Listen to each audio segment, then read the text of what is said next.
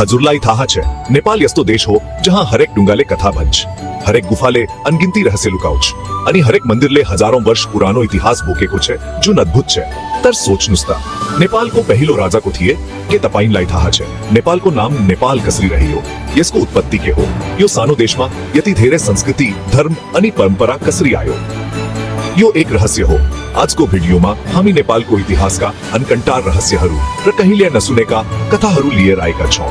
तयार हुनुहोस् यो 10 मिनट को यात्राले तपाईलाई समय को हजारौं वर्ष पछाडि पुर्याउने छ.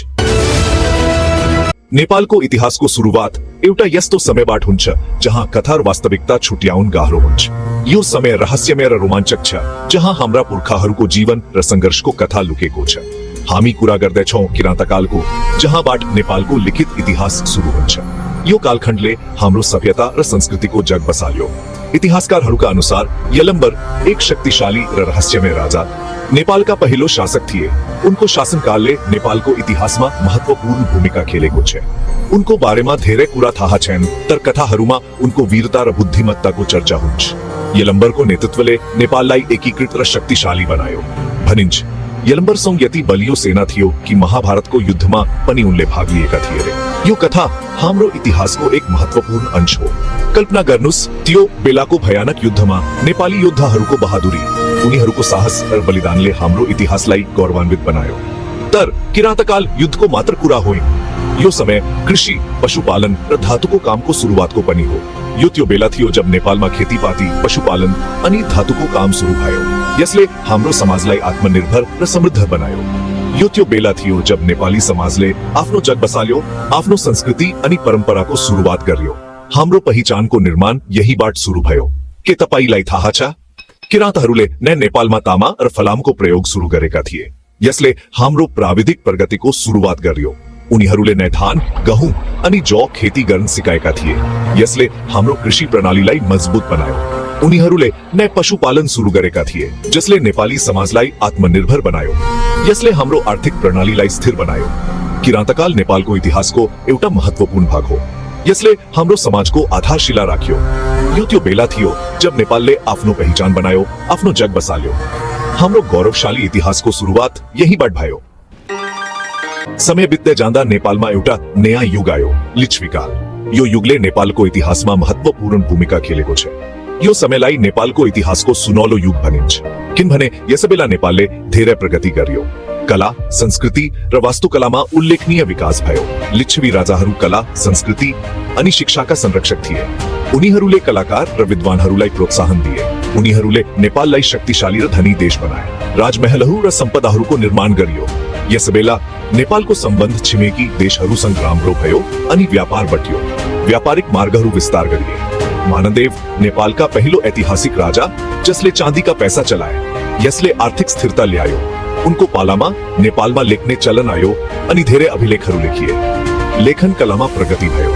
यी अभिलेखहरूले हामीलाई त्यो बेलाको नेपाली समाज, संस्कृति अनि राजनीति बारेमा धेरै कुरा बताउँछन्. समाजको संरचना र जीवनशैली बुझ्न मद्दत गर्छ.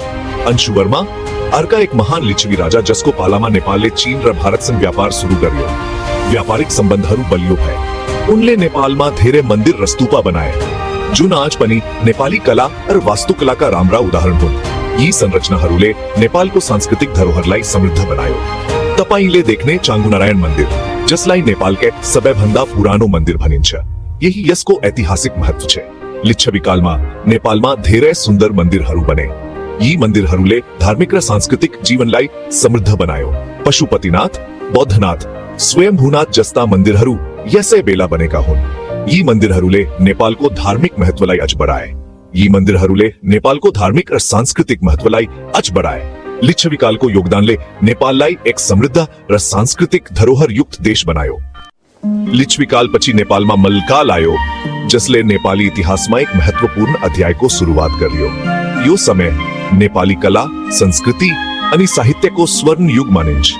मल्लकालमा सिर्जना भएका कलाकृतिहरू आज पनि अद्वितीय छन्.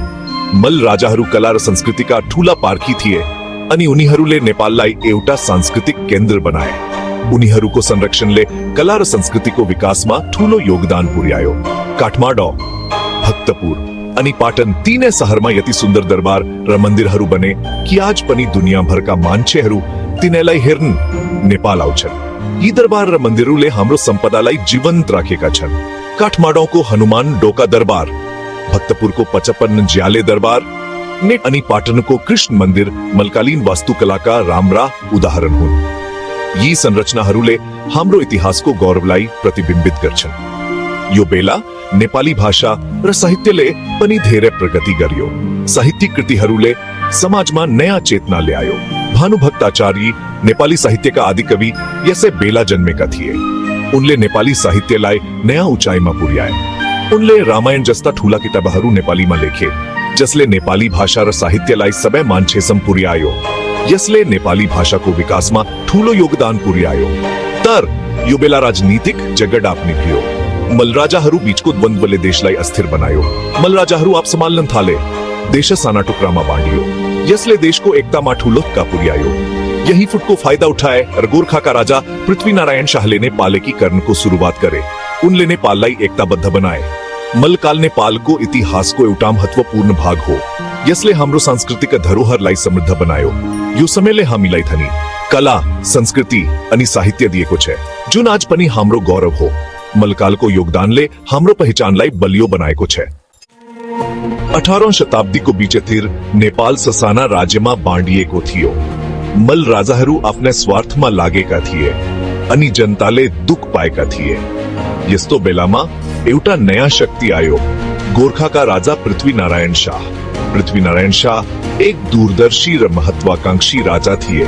उनले ससाना राज्यहरूलाई मिलाएर एउटा बलियो नेपाल बनाउने सपना देखेका थिए. 1768 सालमा पृथ्वीनारायण शाहले काठमाडौँ जितेर नेपाललाई एक बनाए. यो नेपालको इतिहासको एउटा ठूलो परिवर्तन थियो. उनले भनेका थिए, नेपाल 4 जात 36 वर्णको साझा फूलबारी हो. यो भनाइले नेपालको विविधता र एकतालाई देखाउँछ. तर यो एकीकरण सजिलो थिएन.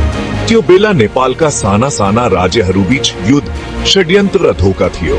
पृथ्वीनारायण शाहले धेरै कठिनाई भोग्नु परेको थियो. पृथ्वीनारायण शाहको नेतृत्वले नेपाललाई एउटा देश बनायो.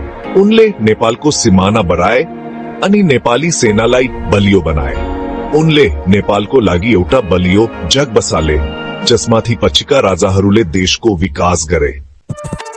पृथ्वीनारायण शाह र उनका सन्तानले नेपाललाई एक बनाएपछि शाहवंशको शासन आयो. तर 19औं शताब्दीको बीचतिर नेपालको इतिहासमा एउटा नराम्रो समय आयो, राणा शासन. 1846 सालमा जंग बहादुर राणाले कोटपर्वको घटना घटाएर शाहवंशबाट सत्ता खोसे. यसरी नेपालमा 104 वर्ष चल्ने राणा शासन सुरु भयो. राणा शासनलाई नेपालको अन्त्यारो युग भनिन्छ, किनभने यसबेला राणा प्रधानमन्त्रीहरूले आफू खुसी शासन चलाए. राजा नाम मात्रका थिए अनि वास्तविक सत्ता राणाहरूको हातमा थियो. जनताले पढ्न, स्वास्थ्य सेवा पाउन अनि अरू सुविधा पाएनन्. देश बाहिरी दुनियाँबाट टाढा रह्यो. राणाहरूले आफ्ना मान्छेलाई मात्र ठूला पदमा राखे अनि भ्रष्टाचार बढ्यो. तर यो शासनको अन्त्य पनि भयो. 2007 सालमा राजा त्रिभुवनले राणा विरुद्ध लडे र नेपालमा प्रजातन्त्र आयो. यो लडाईमा नेपाली कांग्रेस लगायतका पार्टीहरूले ठूलो भूमिका खेले. 2007 सालको क्रान्तिपछि नेपालमा प्रजातन्त्र आयो. तर यो धेरै समय टिके. 2017 सालमा राजा महेन्द्रले पञ्चायत ल्याए अनि नेपाल फेरि पुरानै शासनमा फर्कियो. 2046 सालमा नेपाली जनताले फेरि अर्को ठूलो आन्दोलन गरे. यो आन्दोलनले नेपालमा फेरि प्रजातन्त्र ल्यायो. 2062 सालमा नेपालमा माओवादी युद्ध सकियो अनि नेपाल गणतन्त्र बन्यो. 2072 सालमा नेपालले नयाँ संविधान पायो.